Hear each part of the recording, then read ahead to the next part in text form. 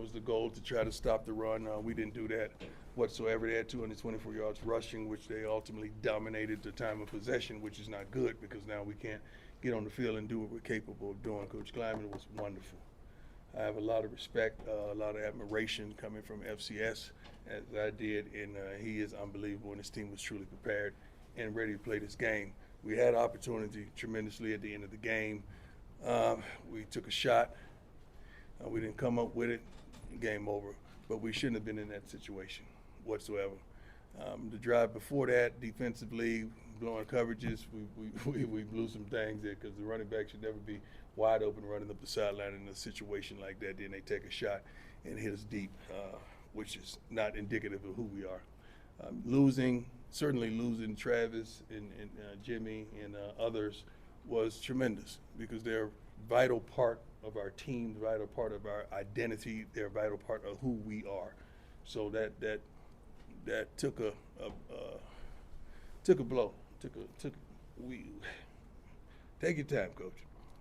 That took a lot out of us. But other guys had the opportunity to step up and they did. So I'm proud of them. Let's go. Ladies first. Hi, Coach. How you doing?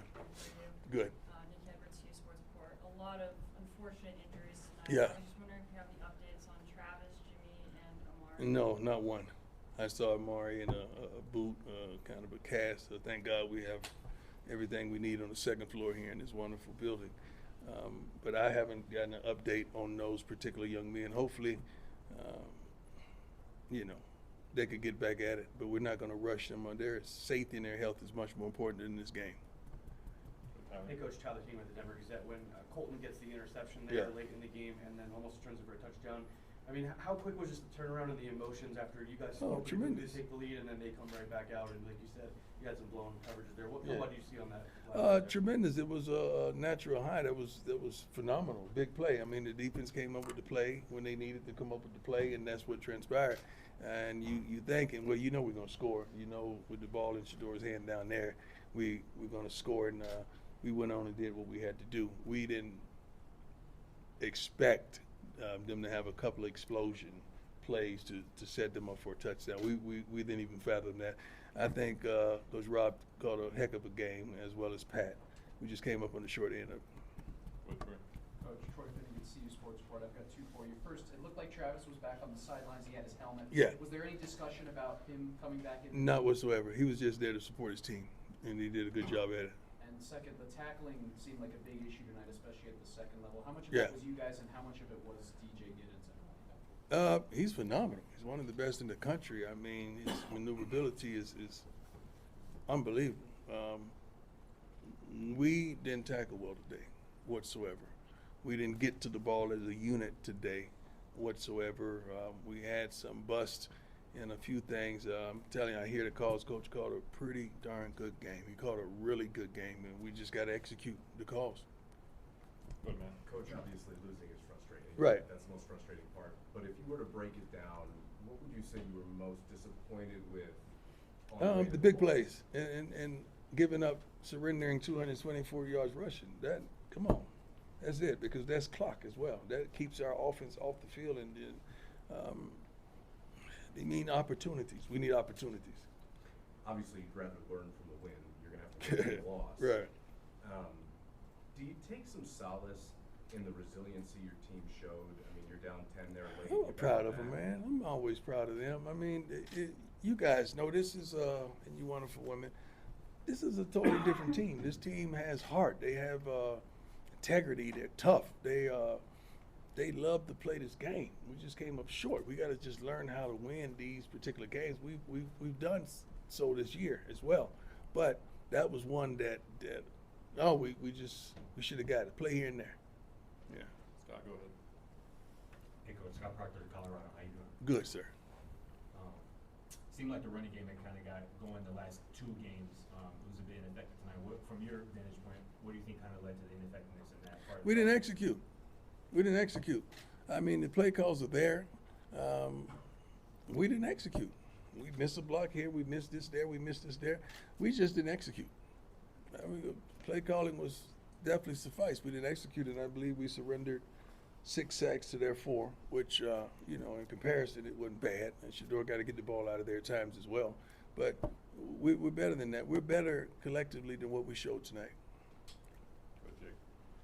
Hey Coach, Jake Schwartz, DMVR. Pleasure. Just wanted to ask you about Shiloh, just what you thought about his play tonight. I thought he played horrible. I thought he was rusty. I thought he didn't have his footing. I thought he wasn't breaking down. He was coming up trying to make the play, but open field one-on-one tackle with that kind of back is that ain't an easy task. But he's going to do better. I know what he has in him. Alex, go ahead. Coach Prime, Alex Ramirez, My Life Sports. How you doing, sir? When Jimmy Horn and Travis went down in the second quarter, you mentioned that everybody else stepped up. Mm-hmm. That's pretty awesome. You guys were still in the game. I mean, it shows resilience on your team, right? True. Shows tremendous resilience. It shows you depth. It shows you the recruiting has been successful in the depth of that position. It shows that Pat did a wonderful job. He didn't change, you know, the distribution of the ball and the play calling. We still had a couple big-time guys out there that could make plays. What else? 82. He got injured, too. I'm just thinking about that. Timmons, yeah. Daryl Timmons. He got hurt, too. So let's not forget, because he went down. That's why we had some of the guys in later in the game. But I'm praying for him as well. Hopefully he's okay. I don't know what happened with him as well. Jack, go ahead. Hey Coach, Jack Carlo with Buffalo's Wire. My man. With potentially a few injuries in the wide receivers room, just how confident are you in some of the guys, you know, second and third on the depth chart? We're deep, man. I mean, that room is deep. Those guys step up tremendously, and we have freshmen that's able to step up. And Draylon did a wonderful job. Did a wonderful job of coming in there and making plays. So I'm happy with who they are, what they are, and how they work. They do a tremendous job of working in practice. They have leadership by LeJontay. He's probably their vocal leader in there, but we're deep in that position. Go ahead. Hey, Coach, how you doing? How you doing, sir? Good, sir. Michael Monty, I-65. How are you? Cordell, how soon is he looking to come back? I think he's healthy. Yeah. Yeah, he just gotta do his thing. Yeah, he's gotta do his thing. Any other questions? That it. Brian? Hey, Coach, just real quick, on a positive note, BJ Green gets his first couple sacks. Yeah. You talk about just his performance tonight, and just you guys getting to. Oh, I haven't watched the film, so I don't really know how they perform. But he had a couple sacks, which came at crucial times. I don't know how many tackles he had, but I didn't get that far. I was just looking at. I got to watch film to see who really did what and how they did. So, but from the natural eye, he had a couple sacks, which was impressive. I think he's capable of that every game, and that's what we're looking for, and that's what we desire. 4 tackles, Coach. Go ahead, Tyler. Hey Coach, you often say how Shador is letting you know kind of what he's seeing after certain plays. Yeah. Tonight with just some of the sacks and some of the miscommunication on the offensive line, what was he kind of saying in some of the breakdowns there? I can't tell you everything that happens, but you would never guess that some things happen and they happen. So that's why you got to hear from a quarterback, because I could be upset and get on him, and he'll tell me what he saw, and he'll tell me what really transpired. So I have to back up a little bit. I learned not to be emotional when it comes to seeing what a quarterback sees. But I'm just happy and elated that we just always feel like if the ball is in his hands at the end, we're gonna have an opportunity. And I don't know what transpired at the end. It looked like it was pass interference to me, but it was tough. I didn't want to end that way, you know. I just saw us fighting down the field, and I know once we crossed the 50, it was model time, so I felt like we was gonna be okay.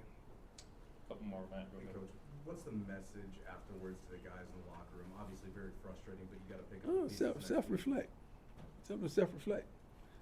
Everybody wants opportunities to be that guy, and oftentimes you get opportunities to be that guy, and you're upset that you didn't rise to the occasion. So just self-reflect. Sometimes when you lose in life, you get your butt kicked, and you just got to take it. But sometimes you lose, you say, dang, we should have won that. We should have had that. And that was one of those type of games.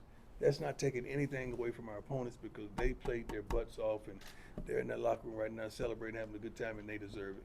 But for us, we just felt like we let that one slip away.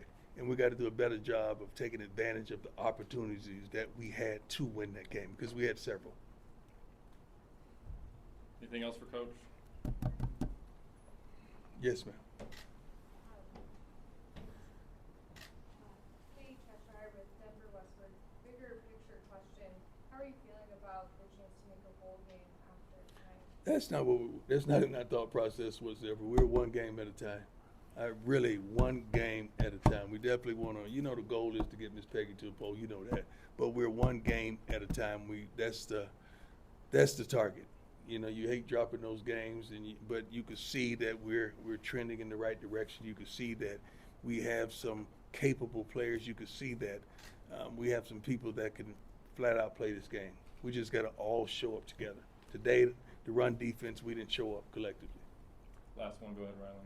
Coach Ryan Schools from Philadelphia Report. You talked about how deep the wide receiver room is, Mhm. and guys like Omarion Miller and Draylon Miller had phenomenal games tonight. What did you see out of those guys, and what can Colorado fans expect from them going forward? Omarion is just, he could play. I mean, you could just flip a coin and he could start if you desire him to. It's just that the way the chips fall for him. But he is just like a starter in, who else? Draylon, being a true freshman and coming in and contributing as much as he's doing, it's phenomenal. Hats off to him.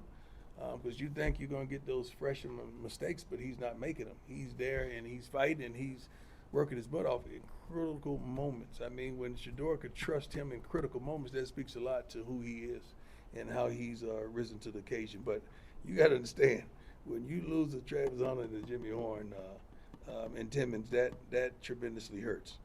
But look, 1, 2, 3, 4, 5, 6, 7, 8, 9 receivers had an opportunity. 9 people caught passes today, which is phenomenal.